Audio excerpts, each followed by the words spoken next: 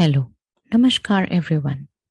Welcome to Dhvaani, which means sound in Hindi.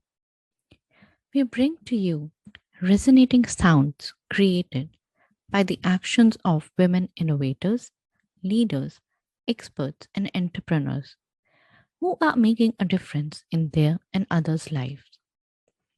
We share their stories to inspire and empower other women.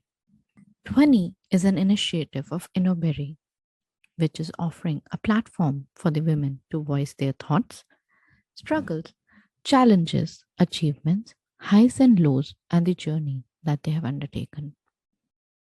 I am Pooja Bhatia, a tech transfer, patent licensing, and intellectual property professional, and now your host for this show. Let's inspire and get inspired. Hello, everyone. Today in Memoria, we have Suvarna, who is a registered patent agent, law graduate. She is working currently as an associate partner with RNA IP Attorneys. She's also a very good friend. We have worked together and have stayed in touch since we have worked together. So you could guess that IP also helps you in finding friends and networking with people. So do try to get into this field. But jokes apart, Suvarna has 15 years of experience. Her specialities include patent searches, patent drafting, providing patentability and infringement opinion. So we will know more about her career path in a bit. Let me welcome her first. Welcome, Suvarna. Thanks for joining me today. Thank you so much, Pooja, and thank you for having me on your podcast because when I got this invitation, I was very much excited. I thought it will be a very good, discussion, and we'll be talking on interesting points. So thank you. Absolutely. Absolutely, it's mine to have you today here. To start with, which batch were you trained in which year? I was trained in 2008, so it was fourth batch of Women Scientist Scholarship Scheme. So that is run by TIFAC, Department of Science and Technology. And where were you placed for the training? I was placed with a law firm, Anand and Anand. This is a law firm situated in Noida. And so for like 11 months, I was there for the on-job practical training in patents and designs. And I think that was a very good experience in terms of, a fresher who is just joining the field, because that was my first experience to be working in a law firm as well as in the, first experience in intellectual property rights. So that was very, I would say, a very insightful training and a very good time during which I learned so many things. So, what were your key learnings during the internship? What did you work the most? Was it the analytics? Was it the management side of IP? I think it was mostly towards the prior art searches because that was the first stage from where you start. And then thereafter, little bit of drafting and then responding to examination report, like preparing response to the examination report. So overall, because see, 11 months or 12 months are very small. If you see that, you cannot learn everything in that small period of time. But actually, it laid a good foundation based on which the further learnings and my experiences. So it was easy to get them, and a base was already prepared in that training. And there was one important thing also during that training. I qualified patent agent exam also. So after that, it was clear that I have to be now in this field only. So, since you were in a law firm and now you are also working in a law firm, so uh, what is it? What kind of difference do you feel in both the positions, and how do you support the different startups and innovators or entrepreneurs with whom you are working right now? Yeah, actually, because so in between, so after I completed my training from Anand and Anand, thereafter I also worked with a government organization. So there I was mostly involved in patent searching, freedom to operate searches, and then thereafter I again joined the law firm. So what I experienced or what I observed is that more or less the work culture of a law firm is same. The work culture may be different of a law firm as compared to a government organization because their practice is different, and the nature of the work is also different.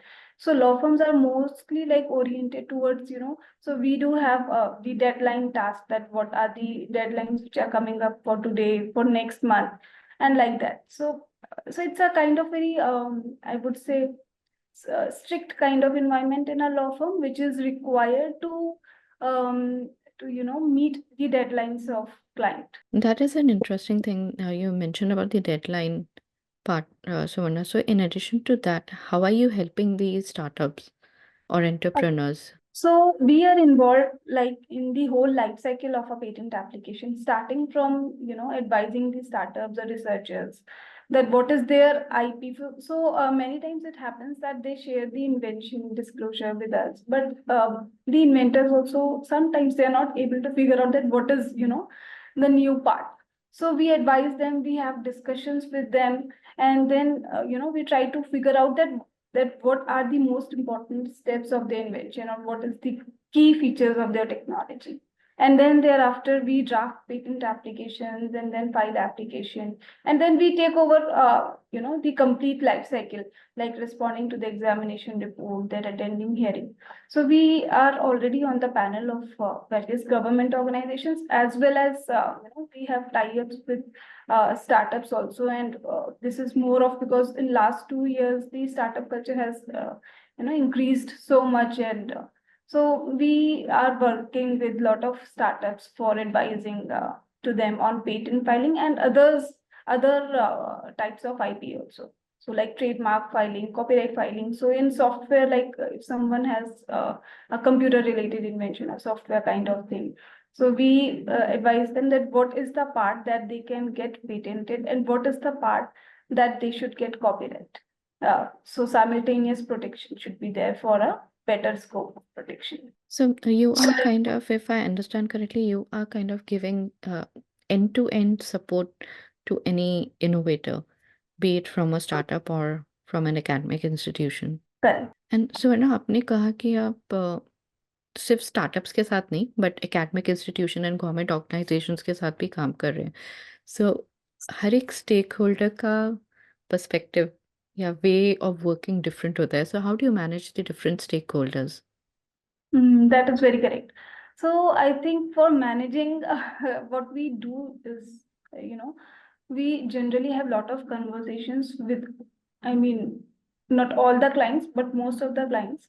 So we try to provide them the regular updates. And so first of all, it is very important that to speak to them to understand their needs. So someone wants to maybe, file a patent application and get it expedited. So to them, we suggest that, okay, this is the best route. You should file early publication as well as early examination request to get your application examined quickly. While on the contrary, some may just want to file the application and then wait for the normal route. So all these kind of things would vary according to the business needs or the commercial needs of the client. So basically, so as and when like we receive any invention disclosure form and we are going to start any, project with the client. So the first thing what we do is that we have a meeting with them, and then we discuss all the aspects of their technology, not only from the point of technical thing, we also understand what is the future of the, market, what is their marketing strategy for this particular kind of technology, and what is their overall vision for that thing. And then we try to match our legal strategy with their objectives. that's really nice to know because you're balancing the both these strategies together and then different stakeholders too so if you were to share some case studies with us to showcase how you are supporting what would you pick As I said, that drafting and filing is so it's a daily affair kind of thing. We are handling more than like 5,000 of patent application. The firm is handling more than 5,000 of patent in India and as well as in foreign countries like US and Europe. But apart from that, nowadays what is happening is that earlier IPAB used to happen, but now the IPAB has been demolished and the appeals, they are going to the court, high court. So that's a very good experience that patent agents are now getting, because earlier you used to get the exposure of courts only when there was any infringement suit or some those kind of things. But nowadays even the appeals are also going to the high court. So I would like to share few cases. So there was one opposition case. So we were the opponent. So we filed a pre-grant opposition for a patent application, and that technology was in the domain of glass stack. We were also representing a multinational company who was like actively working in, or developing or producing the glass stack. But the patent application, their claim was on the particular stackings, and those stackings were actually already known, and even the thickness of the layers were already known. So all these information we got when we did prior art searches. And in fact, this information like came from our client only, because obviously the people who are working in that domain, they are more aware that okay, this kind of thing is already existing. And then when we searched, we found it, yes, it is correct. So thereafter we performed prior art searches, and then we figured out some of the most relevant prior art documents, and then we filed pre-grant opposition. So two hearings happened. So these proceedings were before the Indian Patent Office, before the controller. And so favorably, we got the order in our favor. That patent application was refused by the controller.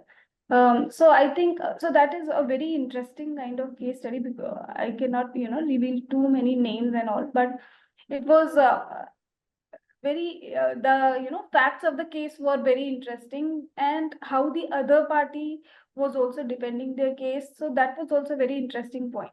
So Pooja, this is apart from prosecution, when you go into contentious matters, this is where this aspect is also very interesting, that you get to know the point of view of the other party also, and then sometimes you also have to change your sides. So for example, if like we are acting as opponent in one matter, maybe in other matters we are from the applicant side. So we have to be well versed with the case laws from the sides of opponent who is opposing the patent application, as well as from the side of the patent applicant who is defending the invention or the patent. So that was a very close case, and when we got the win, it was very Must be very exciting. exciting. So this is one case, and the other one, what I would like to share was that was a Japanese company. So their invention was, so we filed their patent application, and the invention was related to this fastener, and that, so their claim was on the thread of the fastener. And so the important part was that the thread was tilted in a specific manner, due to which the mechanical strength and there were other qualities also that was getting enhanced. So when the fastener gets fixed with a bolt, unfortunately this particular application was refused.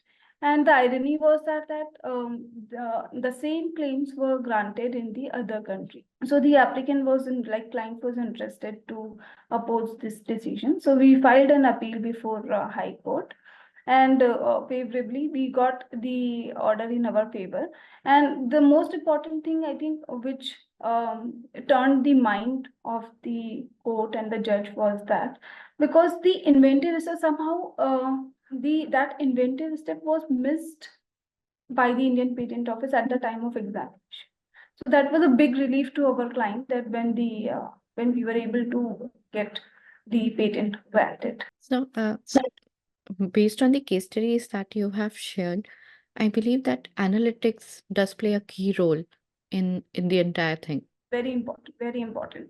So I think 50-60% of of your case preparation goes into analytics, studying the things, preparing all the facts and going to the basics, starting from basic. And I would like to suggest that whenever anyone is preparing for any case, they should start from the very basic of thing, and even align So read the lines and, between the lines also what the patent application is trying to say. So that is very important. So, Suvarna, if you were not in IP, what would be the other thing that you would like to do? I think teaching, because I would like to teach, and earlier also I taught, some bachelor's students. So teaching is always on my second priority. That's nice to know.